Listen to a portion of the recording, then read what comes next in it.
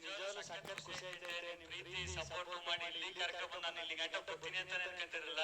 ಗೆದ್ದಿದ್ದೀನಿ, ಸಖತ್ ಖುಷಿ ಆಯ್ತೈತೆ. ಒಂದ್ ಮಾತು ಹೇಳ್ತೀನಿ, ಗೆದ್ದಾಗ ಇದೆಲ್ಲ ಸೋತಾಗ ಕುಗ್ಗಲ್ಲ. ನಾನು ಯಾವಾಗ್ಲೂ ಹಿಂಗೆ ಇರ್ತೀನಿ. ನಿಮ್ಮ ಆಶೀರ್ವಾದ ಯಾವಾಗ್ಲೂ ನನ್ನ ಮೇಲೆ ಇರ್ಲಿ.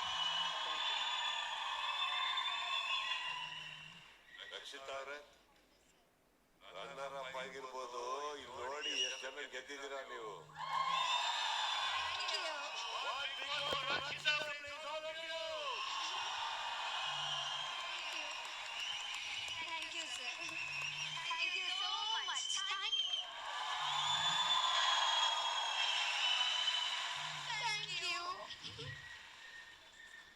ಒಂದ್ ಹೇಳಲೇಬೇಕು, ಫೈನಲ್ ಆಗಿ 5 ರಿಯಾಲಿಟಿ ಶೋ ನಂತರ ಫೈನಲ್ ಆಗಿ ಒಂದು ಅದ್ಭುತವಾದಂತ ವೇದಿಕೆಗೆ ಬಂದು ಬಿಗ್ ಬಾಸ್ ಅನ್ನೋ ಒಂದು ದೊಡ್ಡ ರಿಯಾಲಿಟಿ ಶೋನ ದೊಡ್ಡ ಮಟ್ಟದಲ್ಲಿ ಗಿಲ್ಲಿ ಅವರು ಗೆದ್ದಿದ್ದಾರೆ. Gilli, congratulation sir.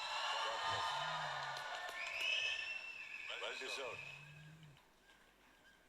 ಮೊದಲನೇ ಬಾರಿ ಬಂದು ಮೊದಲನೇ ಸಾರಿ ವೇದಿಕೆ ಹತ್ತಿ ಮೊದಲನೇ ಸಾರಿ ಅಷ್ಟು ಜನಕ್ಕೆ ಗುಣ ಇಟ್ಟು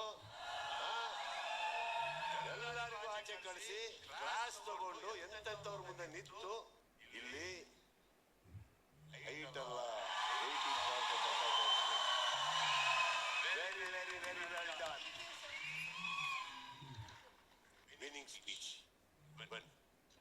ಗೈಸ್, ಆಕ್ಚುಲಿ ನನಗೆ ದೊಡ್ಡ ಮಾತಾಡ್ಲಿಕ್ಕೆ ಬರಲ್ಲ. ಚಿಕ್ಕ ಹೇಳ್ತೀನಿ.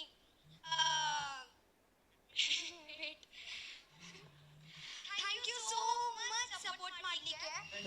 ಇಲ್ಲಿ ತನಕ ತಂದು ನಿಲ್ಲಿಸಿದ್ದೀರಲ್ವಾ, ಸಾಕು ನನಗೆ. ಓಕೆ, ನನಗೆ ಗೊತ್ತುಂಟು ಮನೆ ಟ್ರಾಫಿ ಒಂದೇ ಉಂಟು, ಸೊ ಒಂದು ಕೊಡ್ಬೋದು. ಸೆಕೆಂಡ್ 2 ಟ್ರಾಫಿ ಇದ್ರೆ ನನಗೆ ಗ್ಯಾರಂಟಿ ಸಿಗ್ಬೋದು ಅಲ್ವಾ? ಅಣ್ಣ, ನಾನೊಂದು ಹೇಳ್ಬಿಡ್ತೀನಿ ಅಣ್ಣ.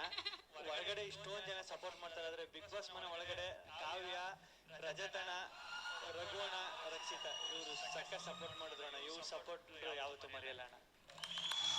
ಇದೇ ರೀತಿ ನಮಗೆ ಸಬ್ಸ್ಕ್ರೈಬ್ ಆಗ್ರಿ. ಅದು ರಕ್ಷಿತಾ ಅವರಿಗೆ ಸಿಗ್ತಾ ಇದೆ.